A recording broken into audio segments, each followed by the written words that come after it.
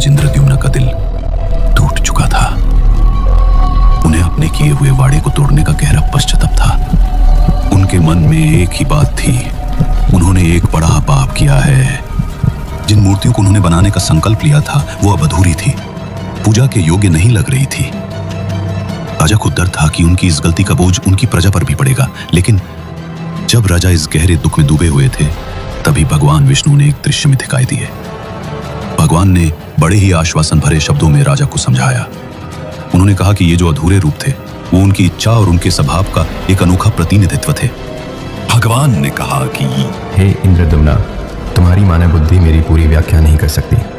मैं समस्त ब्रह्मांड में व्याप्त हूँ और मेरा रूप इतना विशाल है कि कोई भी मानव शरीर या मूर्ति मुझे पूरी तरह से दर्शा नहीं सकती। मैं तुम्हारी सोच से परे हूँ, मेरे रूप की कोई सीमा नहीं है। भगवान के इन शब्दों ने राजा को हैरान कर दिया। उन्हें एहसास हुआ कि वो भगवान को एक सीमित रूप में देख रहे थे, जबकि उनकी वास्तविकता असीम थी। फिर भगवान ने आगे बताया, जो मूर्तियां तुम्हें अधूरी लग रही हैं वो केवल एक दृष्टि भ्रम है। मेरा वास्तविक तत्व, मेरा पूर्ण ब्रह्मन रूप पूर्ण और संपूर्ण है। ये अधूरापन तो केवल एक दिखावा है ताकि मानव जाति मेरी असीम शक्ति को समझ सके। मैं अपने दिव्य रूप में हमेशा पूर्ण रहता हूँ। राजा के मन से एक बोझ सा उतर गया। उन्हें समझ आया कि भगवान की दिव्यता उनके रूप तक सीमित नहीं है। सबसे महत्वपूर्ण संदेश देते हुए भगवान ने कहा, हे राजा, इन अधूर रूपों के माध्यम से मैं मानवता को यह सिखाता हूँ कि हम सबको अपने और दूसरों की खामियों को स्वीकार करना चाहिए। तुम्हारी तरह ही हर मानव में कुछ न कुछ अधूरापन होता है, कुछ खामियां होती हैं, लेकिन मेरी कृपा इन सब सीमाओं को पार कर जाती है। मैं सबको उनकी खामियों के साथ भी अपनाता हूँ। मेरी भक्ति में कोई दोष नहीं होता, सिर्फ प्रेम होता है। भगवान के इन वचनों को सुनकर राजा इंद्रद्युम्न की आंखों में आंसू आ गए।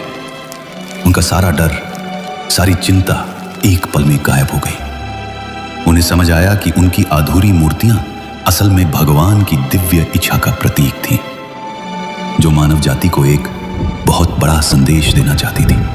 राजा ने भगवान को प्रणाम किया और उनके मन में अब केवल शांति और भक्ति थी। उन्हें एहसास हुआ कि भगवान की कृपा और उनका प्रेम हर अधूरेपन को पूरा कर देता है। अब राजा इंद्रद्युम्न एक नए दृष्टिकोण के साथ अपने राज्य में लौट आए।